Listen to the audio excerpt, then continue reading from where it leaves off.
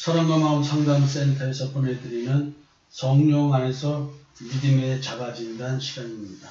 우리는 어제까지 로마서 7장 7절에서 13절에 대해서 살펴봤습니다. 죄와 율법에 관련된 이야기를 말씀드렸는데 굉장히 어려운 내용이라 여러분들이 얼마만큼 이해가 됐는지 모르겠습니다. 제가 녹음한 걸 쭉 들어보니까 말이 너무 빨라가지고 여러분들이 더 이해가 어려우지 않았을까 생각이 돼서 오늘 말을 좀 천천히 하려고 노력을 해보겠습니다. 어제 쭉 얘기를 하면서 이제 마무리를 줘보려고 한다 그랬죠. 오늘은 좀 어제까지 이야기, 죄와 율법의 이야기를 총정리하는 의미에서 얘기하고 다시 로마서 14절부터 이렇게 말씀을 좀 전해볼까 합니다.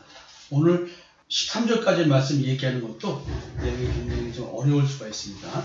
인간은 마귀 사탄이 만든 세상적 가치관인 육신의 정욕과 안목의 정욕 그리고 이상의 자랑의 지배를 받을 수밖에 없게 되어 있습니다. 우리는 이렇게 살아가게 되어 있어요. 여기서 정욕이란 말, 이것은 욕망을 의미하며 욕심이며 다른 말로 말하면 탐심의 또 다른 표현이기도 하겠죠. 우리는 본질적으로 탐심을 내게 되어 있는 것이죠.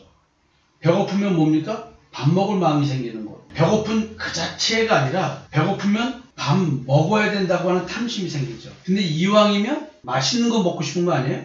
맛없는 거 먹고 싶으시겠습니까? 배고픈 그 자체, 졸린 그 자체가 정욕이 아니고요. 그 자체는 우리가 존재함에서 오는 문제죠. 인간이 존재하기 때문에 먹어야 되고 잠을 자야 되는 것이겠죠. 이왕 잠자는데 더 편히 자고 싶겠죠. 더 숙면을 취하고 싶겠죠.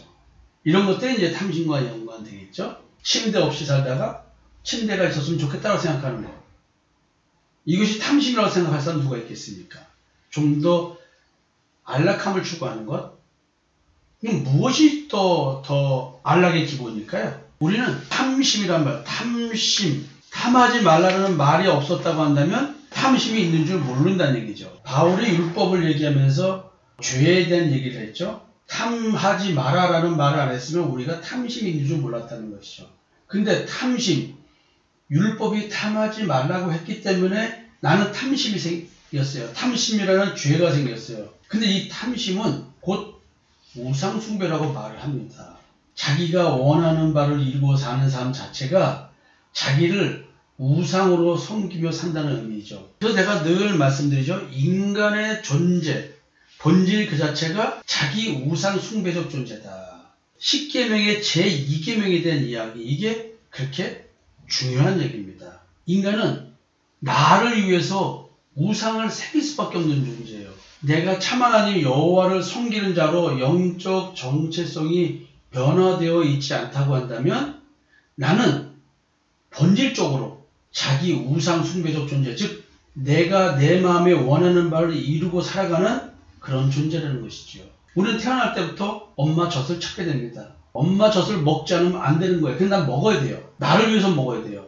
내가 살기 위해서는, 내가 존재하기 위해서는. 자기 우상 숭배적 존재라는 말이 너무 어려운 표현이지만 우리는 내가 원하는 것을 이루고 살게 돼 있어요. 이게 나는 내가 원하는 바를 위해서 살아가는 존재라는 이 자체가 하나님께 본질상 진노의 자녀로 태어났다는 증거라는 것이죠. 육신이 존재하기 위해서 배고프면 밥 먹는 것, 이게 죄가 아니에요. 밥 먹는 게 왜 죄입니까? 종족 본능을 하기 위해서 호르몬이 생기는 게 왜 죄고 그것이 수치스럽게 여겨져야 됩니까? 더 채우려고 하는 내 마음속에서 성 호르몬이 생기면 그것이 나로 하여금 그것을 만족하게 해라라고 하는 이 추동이 나한테 일어나기 때문에 그것 때문에 문제가 되는 것이지 그 자체는 문제가 아닌 거예요. 배고픈 그 자체는 문제가 아니고 졸린 것 자체가 문제가 아니고 성 호르몬이 생기는 그 자체가 문제가 아니라는 것이죠. 탐심이 문제입니다. 탐심이 우상 숭배라는데 이거 자체가 나로 하여금 하나님의 진노의 자녀로 태어났다. 하나님께서 나를 심판하고 지옥을 보낼 수밖에 없는 존재에 태어난 게 이거라는 거죠. 근데 이것이 계속해서 바울이 얘기하는 것은 죄가 기회를 타서 우리를 속여서 이 율법, 계명 이것이 나를 생명으로 인도해야 되는데 사망으로 인도했다는 거예요. 그럼 생명으로 인도한다는 말의 의미가 뭘까요? 어떤 기준, 계명, 율법, 이것이 나를 왜 생명으로 인도하고 사망으로 인도하겠나? 이것이 이제 죄가 나를 속여서 그렇다는 거예요. 이게 내가 속지 않는다면 어떤 상태에서 율법을 느끼고 깨달을까요? 하나님의 율법을 통해서 인간이 자신이 이런 존재임을 깨닫길 바라십니다. 이런 존재라는 것이 무엇일까요?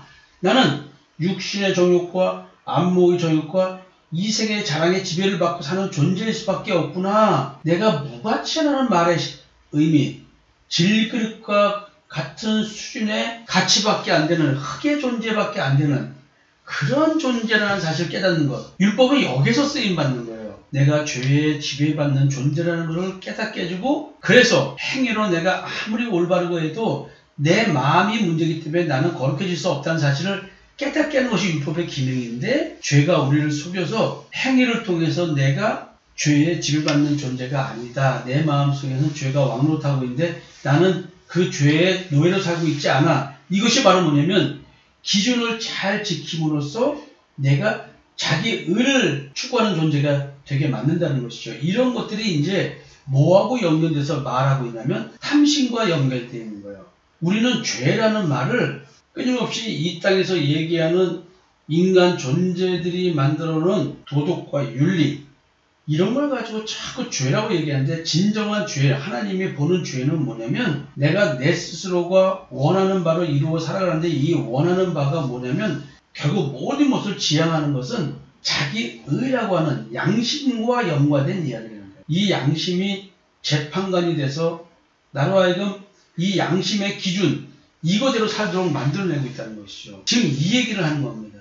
이것이 나를 속여가지고 자기 의를 생산해낸다는 거죠. 양심의 가책을 느끼면 느낄수록 나는 이런 존재구나 라고 나를 그대로 인정하고, 그래서 나는 이런 존재이기 때문에 내가 나를 스스로 구원하고 내가 의롭게 될 수 없어라는 걸 깨닫고 예수 그리스도의 십자가의 대속의 은총을 바라봐야 되는데, 죄가 이걸 바라보지 못하게 만들었다는 얘기예요. 마귀 사탄은 죄를 이용하여 교활하게 인간이 율법을 왜곡되게 해석해서 그 왜곡된 율법 해석에 사로잡혀서 자기 의를 추구하게 만든다는 것이죠. 바울이 이 부분에 대해서 10장에서 얘기를 아주 정밀하게 얘기를 합니다. 이 이야기에 대해서.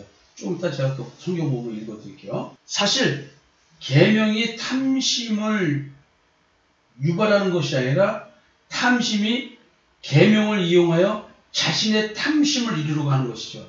이게 말이 어려운 얘기죠.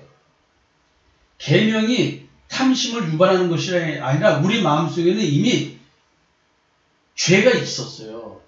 근데 이 죄는 기준이 생겨서 그 기준 때문에 탐심이 발생하는 거예요. 그러니까 율법이 없을 때에는 죄가 죄로 여겨지지 않았어요. 그러니까 죄가 살아 움직이지 않았어요. 근데 율법이 있으므로, 계명이 있으므로, 기준이 발생함으로 그 죄가 죄로 살아나게 됐다는 거예요. 그래서 그 죄가 나를 지배하게 됐다는 거예요. 지금 이 부분이 굉장히 어려운 얘기예요. 탐심의 계명을 이용해서 나의 탐심을 이루려 한다는 거죠. 근데 이게 내 탐심이냐면 내 탐심이 아닌 거예요. 탐심이라는 그 자체가 나를 이용해서, 계명을 이용해서 나를 속인 거예요. 이 말이 어렵죠? 센터에 오시면 자세하게 설명해 드릴게요. 이게 아침 시간에는 이 말을 다 하기 어렵네요. 마음의 정전을 위해서 희생을 시행하고 차비를 희생하고 올 때 빈손으로 오지 말고 몸에 좋은 거 사오시는 거 아시죠? 네, 희생을 치르고 마음의 성전을 건축하러 오세요.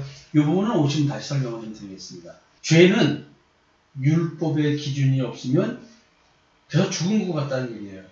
왜 죽은 것과 같냐? 죄라고 규정한 법이 없는데 인간이 자기 죄를 죄로 인식할 수 있을까요? 없습니다. 그렇기 때문에 하나님이 누가 너 보고 벌거벗었다고 얘기했냐? 벌거벗었어도 벌거벗었다고 말할 기준이 없는데 누가 너 보고 벌거벗었다 해서 내가 너한테 벌거벗었다는 말을 안 했는데, 지금 하나님이 그렇게 말씀하시잖아요. 너가 네 스스로 벌거벗었다는 기준을 만들었다는 거지. 이건 벌거벗은 거야. 그리고는 스스로 수치스러워서 가리고 부끄러워하고 또 하나님 앞에서 내가 죄진 자처럼 숨어버린다는 것이죠. 이게 지금 죄가 기회를 봐서 우리를 속였다는 거예요. 그러니까 여러분, 기준이 없으면 내가 죄를 죄로 여길 수 없어요. 그래서 하나님은 그냥 내가 이런 존재라는 걸 깨닫게 해주기 위해서 율법을 사용하는 거예요. 왜냐면 우리가 이미 그냥 생명나무 열매만 먹고 있었으면 되는데 그게 아니라 선악을 알게 된 나무의 열매를 먹은 거예요. 그럼 나는 내 스스로가 양심의 기준으로 살 수밖에 없는 존재로 이미 우리는 살고 있는 거예요. 하나님께서는 내 마음의 양심의 기준대로 살아가는 것이 지금 하나님 앞에서는 혼돈과 공허와 흑암이 깊은 존재다라고 얘기를 하는 거예요. 여러분들 이 부분을 잘 이해를 해야 되는데 지금 내 마음속에서는 이걸 제대로 이해하지 못하게 내 스스로가 이걸 가로막습니다. 내가 나를 속이고 깨닫지 못하는데 깨달은 척하게 만들고 있는 것이죠. 또 어려운 부분이니까 센터에 오시면 말씀을 드리겠습니다. 율법에 대하여도 예수 그리스도에 대하여 모르면 제대로 율법에 대해서 깨달을 수가 없어요. 왜냐? 율법은 누구에 대한 이야기예요? 그리스도의 그림자로서 주어진 내용이에요. 그러니까 그리스도의 그림자로서의 율법인 거예요. 율법을 통해서 뭘 깨닫는 거냐면 그리스도에 대해서 깨닫는 거예요. 그러니까 그리스도의 십자가의 대속의 은총을 또 깨닫게 한다는 것이죠. 그러면 율법을 통해서 우리는 누굴 또 발견하냐면 어떤 하나님을 발견하냐? 나로 하여금 예수를 만나서 예수와 연합되어서 십자가에서 죽었다가 무덤에서 부활하게 해주는 이 사건이 내 사건이야, 네 사건이야 라고 말해주는 거예요. 지금 하나님이. 내 사건이라는 거예요. 하나님이 지금. 성성모 너의 사건이야. 이 얘기 해주는 거예요. 그래서 성경에서 나한테 그렇게 해주시는 하나님을 발견하는 겁니다. 출애굽의 능력이 있는 하나님, 나를 출애굽시켜 줄 수 있는 하나님, 나를 죄의 집에서 해방시켜 줄 수 있는 하나님, 그 하나님을 성경에서 발견하는 거예요. 그 하나님은 나로 하여금 인간을 직접 만날 수 없기 때문에 예수를 만나게 하는 거예요. 죄 있는 자와 하나님은 만날 수가 없습니다. 죄 있는 자가 하나님을 만나면 바로 죽습니다.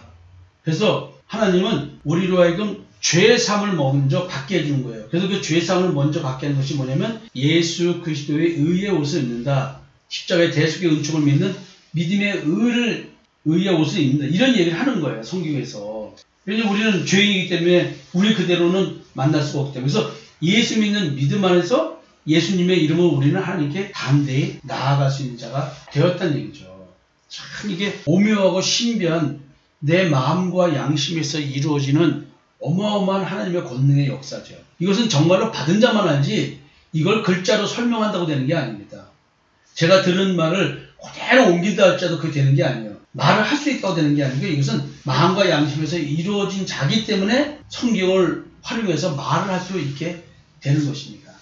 이게 설명할 게 더 많은데 오늘 여기서 멈추고 내일 또 다시 좀 해야 되겠네요. 사랑하는 주님과 함께하는 교회 성도 여러분, 그리고 사랑과 마음 상담센터에서 섬김이로 봉사하고 계시는 우리 섬김이 여러분들, 로마서 너무나 귀한 하나님의 말씀입니다. 어렵지만 깨달으려고 기도하면서 노력해 주셨으면 좋겠습니다. 오늘 하루 다시 한번 율법, 그리스도의 그림자로서 율법, 나는 어떻게 성경을 제대로 깨달아야 될까 이런 고민을 하는 하루가 되었으면 좋겠습니다. 감사합니다.